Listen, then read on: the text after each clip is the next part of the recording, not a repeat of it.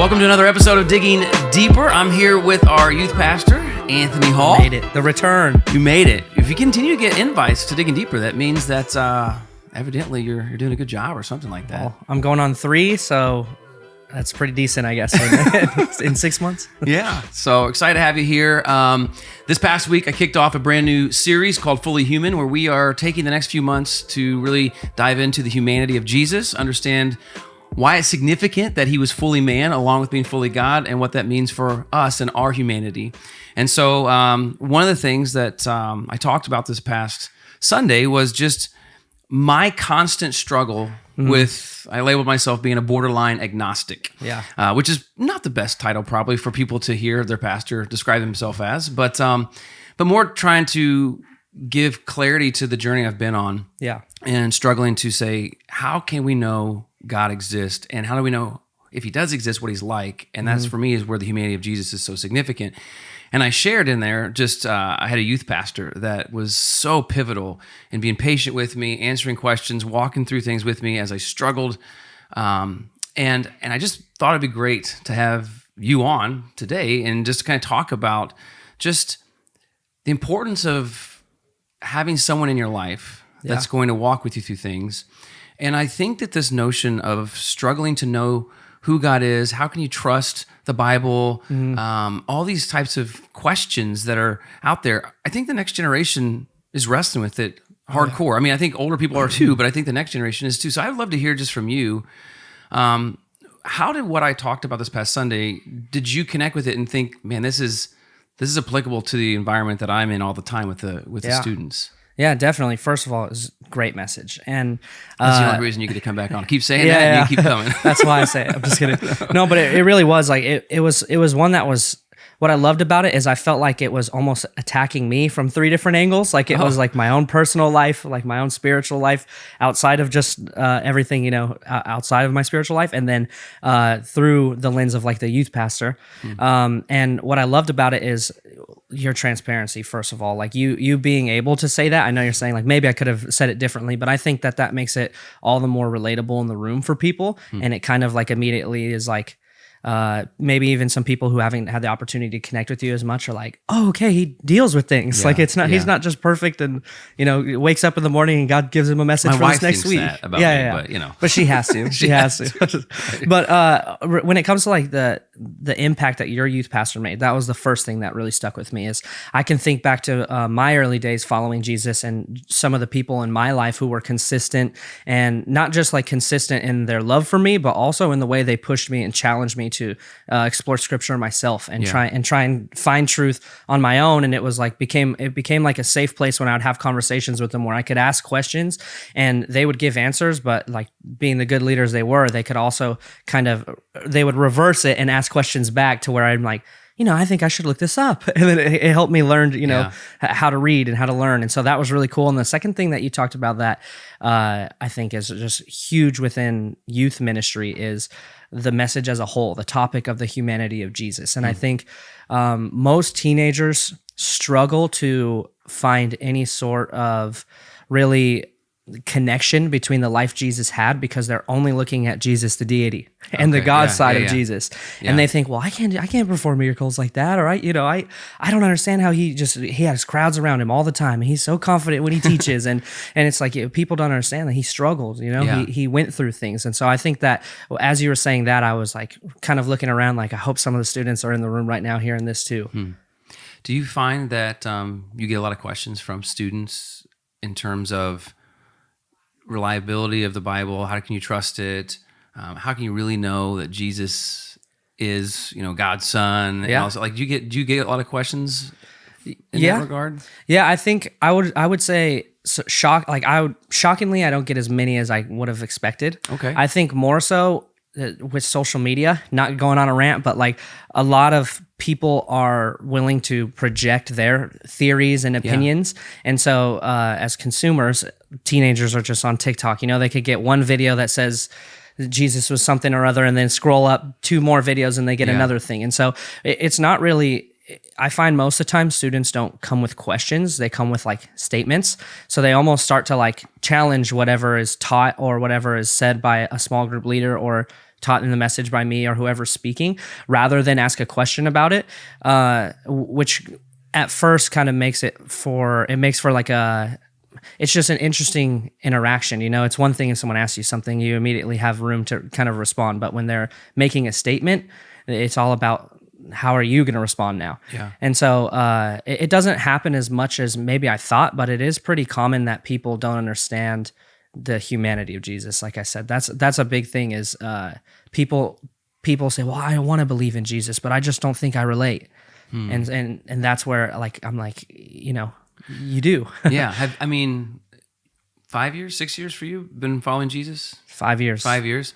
So when did you, or is this more of a kind of a newer study for you, like of really kind of leaning into and discovering, studying the humanity of Jesus part? Like, what has that been something that you've done in the past, or is this kind of like you're along for the ride right now as well? Yeah. So honestly, I like it's always around Easter, the resurrection, where I've heard people and pastors talk and preach about the human side of Jesus, but really, like, I've never had Why do you think or been through. Why then? Oh, I mean, it's just so significant. Like like as if the humanity of Jesus wasn't real or wasn't significant, then the death of Jesus is not real and not significant. Okay. And he had a human heart. He felt things. His blood, that's human, right? That's a human attribute. The blood that he shed for all of our sin, that matters. And so people would talk about it then, and then that would kind of be it. And then I met your father-in-law, who, that's his thing. If you don't know Pastor Dan, that's his thing for sure. And he's actually going to be speaking this Sunday. Oh, so buckle up. It's going to be good. I know. And it's the best. When I first, I'll come back to the question. Sorry. Yeah, you're good. But when I first really started to lean into, look at the humanity of Christ after my youth pastor had kind of walked me through things, Dan, my father-in-law, it gave a message talking about why the humanity is so significant. Mm-hmm. And I have clung to that talk. Oh, yeah. And I was like, I don't want you to change any of it. I want you to, though, share it to Rise City in this series, because it's pivotal. That's awesome. So that's this coming Sunday. Yeah. That's exciting. Yeah, I've had the opportunity. I probably had a pretty similar talk with him, except it didn't end with like permission to marry his daughter. There's still one daughter left. Okay, no. Hey, back on topic. Christy, back are you on out topic. there? But when I first started here, I started connecting with him, and I had the opportunity. I was meeting with him weekly before the end of the year, and it started off kind of like a 30-minute thing, and then every single time we'd end up talking about the humanity of Jesus, and every single time it'd be like, it would seem so simple on paper, even the stuff he was saying, but so revolutionary, because it's like, I've just never heard it said like that. Yeah. Or even some of the stuff, it's like, I've just never even heard it said in general. And it really is kind of like, feels like it's my first time as well. Okay. Like I acknowledge and I know the power of the human side of Jesus and the humanity of Jesus, but it's exciting for me too, to be able to, go through this and kind of be able to experience that in-depth journey alongside of everyone else in the room, Yeah. But man, Pastor Dan is incredible with that. And the way he words and just the stuff he knows about it, he's like, he like, I just remember he's like, Jesus was a teenager. I'm like, well, yeah. And he's like, that means he went through puberty and he was learning himself and learning things about himself. Like, he had to realize he was God. He probably went through times, and I'm sure we'll talk about this in the series, where he's like, I am different than the people around me. Yeah. Yep. And that's where it's like, that alone speaks to teenagers, right? Yeah. Because every single one of you feels different than the people around you in some way. And there's just in my opinion, a big difference in pursuing a God that you feel like you can relate to, and that can relate to you as well, versus pursuing a God that just seems so out there. And yes, he's might be magnificent and awe-inspiring and all these types of things, but like, there's something about looking at God and seeing Jesus and saying, but you get my experience. Yes. Like you get it's personal. And I also can look at him and say, you as a fully human overcame things that sometimes trip me up in my humanity, or you gave a way in which I can move away from this thing that is so detrimental to me living the fully human life that you've designed me to live. Yeah. And I think that like having that tangible example, like I talked about this past Sunday, for me is so pivotal, because I want to be a person who worships not in ignorance. Yeah. You know what I mean? I think that sometimes that maybe is my own fears. Like, right. And I feel like with Jesus, there's less ignorance because we have 33 years to see how he lived and what he did, and it's documented. And it's not like, something that's a part of the Iliad or Homer's fables or whatever he had, like Aesop's fables and stuff like that. It's so significant though, like not just the gift of Jesus, right? Like coming out of Christmas and thinking about just the weight alone of God giving us his son. But like the life of Jesus is so undersold. Like, and that's what I love about the series I'm looking forward to, is like the specific instances we're going to walk through and stuff like that. Is I just feel like it's so significant because, like you said, it makes it relatable. People can look at the life of Jesus and be able to, one, look at it and say, yeah, he is fully God and he is fully man. But then also say, like, that side of him that's fully man and fully human, I relate so much with that. I feel the same things he felt. I want to do the things he did. Yeah. And it kind of hopefully is going to help people bridge the gap from kind of questions to belief in that. So in following Jesus for 5 years, I do think it's important to kind of pull the curtain back at times. And sometimes there's not a curtain to pull back, in the sense of like, I don't feel like every person out there might struggle with their faith and have doubts. But I think there are more people out there that do than let on. And I think there's more men and women in ministry that they are confident and anchored, but at the same time, they have those moments mentally and just even interpreting just what happened in life, be like, wait a minute, where's God in this? And so like, has that been in your first 5 years any part of your own story of just kind of struggling with doubts or trying to work through some things? Yeah, I mean, I think the majority of probably the first 2 years I was following Jesus, which was my time in college, and it wasn't like, it was college level pretty much teaching, right? So I wasn't jumping into kids ministry, 5-minute videos, and so I felt robbed so much of so many opportunities and learning because I was in school with all these other people who had been grown up Christian and had been in church, and I hadn't. And so like teachers, for example, would say things like, oh, the story of Jonah and the whale, and then they wouldn't dive in. I'd be like, there's a guy in a whale? Like, wait a minute. Hold on there. Yeah, and so it kind of started there. I started to get this like, I had this conflicting issue that I was wrestling with constantly within me, where I was like, I do not doubt the experience I had, and I do not doubt that God exists, but it's hard for me to feel like he's present. Yeah. Because I feel like all these people who are supposed to be appointed leaders in my life aren't leading me where I'm at. They're like leading level 10 Anthony when I'm still level 1 or 2. Yeah. And so I started to really kind of push away from people around me at that point of time. And then I was able to connect with someone who did meet me kind of where I was at, a leader, similar to probably like your youth pastor, who just allowed me to ask questions that I would be so ashamed to ask out loud in class because I felt like it was dumb, or, like taught me things like it's almost like there was a series of books I remember growing up that was called For Dummies. So it'd be like horses for dummies, and it would just break everything down. And this guy, this leader was like Bible for dummies. Horses for dummies? Where'd that come from? I don't know. I think it comes from John. He was talking earlier about going on a horseback ride. Someone should ask John why he didn't get to ride a horse. That'd be a fun. Go ahead and ask John why he didn't get to go on a horseback ride. I'll let you guys do that if you want. But also, my mom actually had a book that was called Horses for Dummies. Okay. So, but this leader, he was like Bible for dummies for me. Like I could ask him whatever I wanted. It could be about scripture. It could just be how do I pray, or I'm not confident praying out loud. And I could ask him anything, and he would give me the room to ask, and he would give me the appropriate response.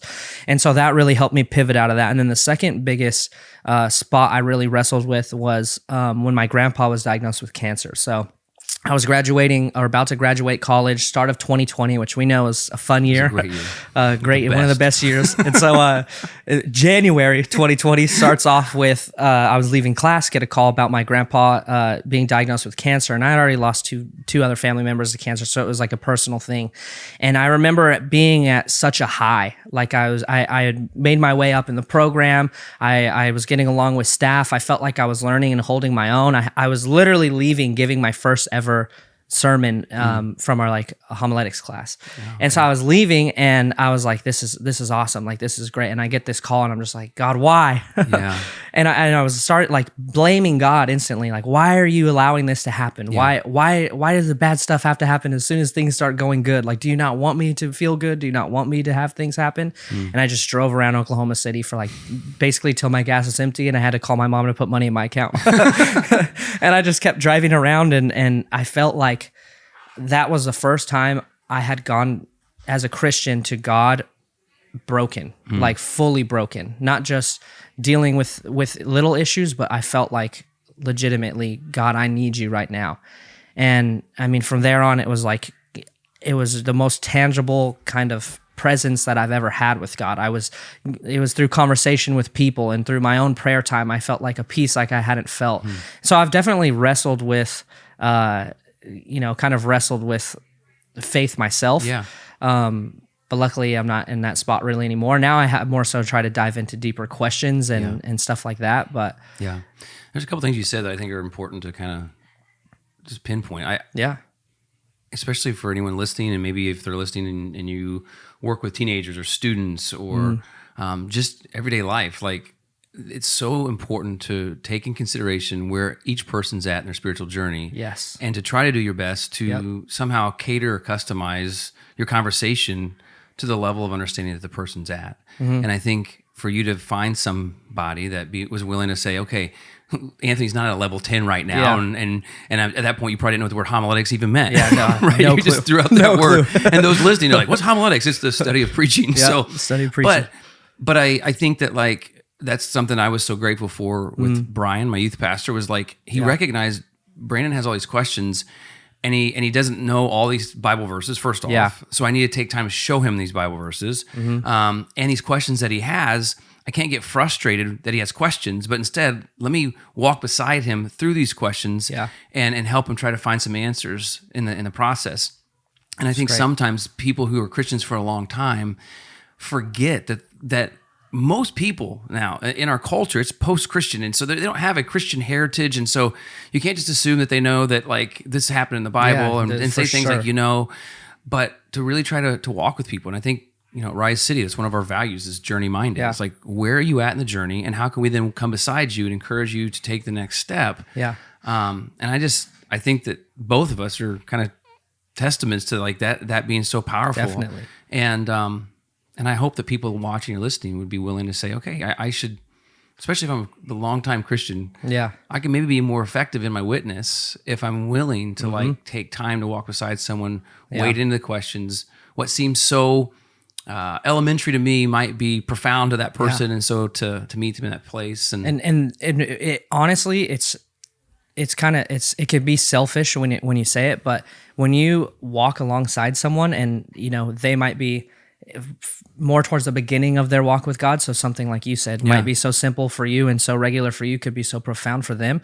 It's impactful for you to see people grasp that for the first time, and see people be excited about scripture and feel like they're learning. It's powerful and it affects both people. Absolutely. But I think you hit the nail on the head. Like you have to walk with them, because I've known phenomenal, like just geniuses in church who just point people to like where they need to go. And it comes back to that humanity of Jesus, even like how personal is it? Jesus was here with us, like not trying to knock those leaders, but Well, in a couple of weeks, I'm going to jump into, and you kind of alluded to as well, we're going to look at Jesus in his teenage years, his 20s. And there's an episode that's in the book of Luke where he's in the temple asking questions and trying to get answers. And which tells you that he's, like it tells you he's trying to discover some stuff. Like he was trying to learn, and hopefully, I mean, evidently there were some rabbis that did a good job of teaching him, because he turned out to be a pretty good teacher himself. Someone did something right. Jesus had to start somewhere. And he was choosing to spend his time there. And I think that when we walk alongside people and we give them room for questions, they'll want to be there. They'll want to dwell in that realm of questions, because I want to know things. I want to know God for myself. And I think as we've seen, or what appears to be more and more people becoming, maybe a phrase would be lukewarm or just kind of lackadaisical in their faith. I think that there can be an indictment placed upon Christians in general, being unwilling to wrestle with the people who are wrestling with their faith. Yeah. Or Definitely. to try to figure out better answers for questions that are being asked, and not just, well, just look at this Bible verse. Yeah. You know what I mean? Yeah, so true. And as Christians get better, I feel like, and more mature and willing to, like, I mean, that's what Jesus says, to walk beside someone. Yep. I think that personal touch and going on the journey with them will result in more people being re-engaged in their faith than disengaged. At least that's my hope. No, that's my hope. I think that's great, and it is such a big thing, because a lot of people I know that have stepped away from church, it's not necessarily because they're like, I don't believe in God. Yeah. It's because they don't have that person or people in their life who allow them to have doubts and allow them to have questions. Yeah. Yeah. Well, as we get ready to wrap up, I know that we got a hold of you yesterday and said, hey, can you be on Dig Deeper? And we got here and you're like, all right, what are we doing? But just as a person who was listening to the message and taking it in, as we get ready to close, is there anything that came to mind, or any questions that you had that'd be like maybe someone else had that you want to ask real quick? I guess, maybe a couple, but I can hit one maybe that feels bigger. But why is it that you think like Western evangelical church has kind of shifted from the teaching of the humanity of Jesus and leans more on the deity? Like, do you think that comes from all the times we've had to defend the 100% God side of Jesus, or why is it that you think that? I don't know. I think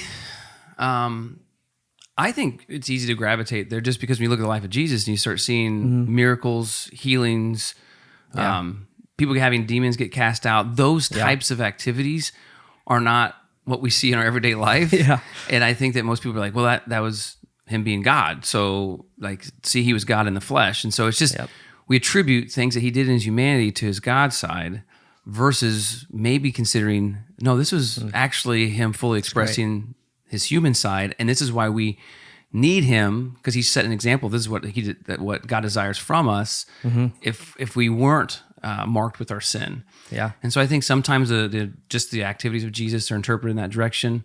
I think there is a danger emphasizing the humanity too much, because if you don't keep the fully God side there, then we quickly can make Jesus into our own image. And I think as you look at humanity, then you quickly interpret everything that Jesus goes through your own experience, and that's a dangerous thing.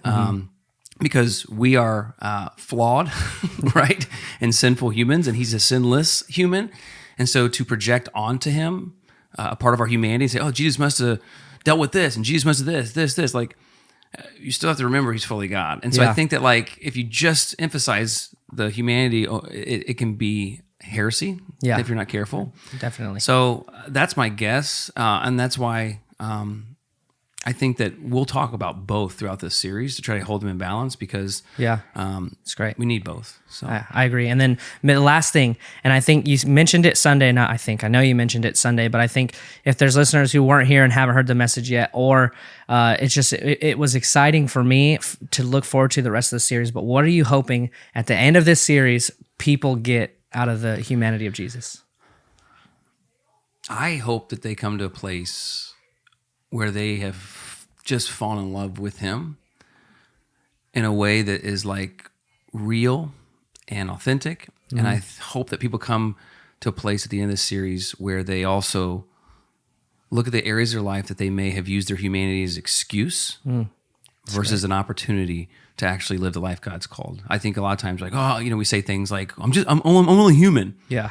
That might be the greatest compliment. Yeah. An advantage that you have. I'm only human. Well, if Jesus is an example of what a full human, then maybe you're using it as a way out versus, no, that's exactly why God's called you into the game, is because you are human. And so the series is going to kind of hit the finale on Easter. So I think it's going to be pretty awesome. That's awesome. And hopefully, see people respond to that and say yes to Jesus and praise him both as fully man and fully God. I believe it. That's awesome. Well, we appreciate you and what you do. And like you said, this is something people need to hear. And I'm happy we don't just say people need to hear it, and we're doing something about it. So well, grateful for you too. And man, keep walking beside people. What you're doing in the lives of teenagers is so significant. And if you want to know more about just middle school, high school ministries, make sure to reach out to Anthony at risecchurch.com. Please. I'm sure there's always opportunities to get involved and more people to walk beside these teenagers and help them through their questions. So 100%.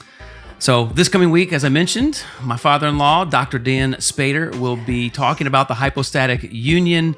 Fully God, fully man. I'm telling you, it's such a good message. Be there. Be 100%. there. Be there. And I'm not sure what it looks like for Digging Deeper. I don't know if we'll get him. Maybe we'll get him on. Or Whoa. We'll see. But big. make sure to tune in next week. And thanks for joining with us today.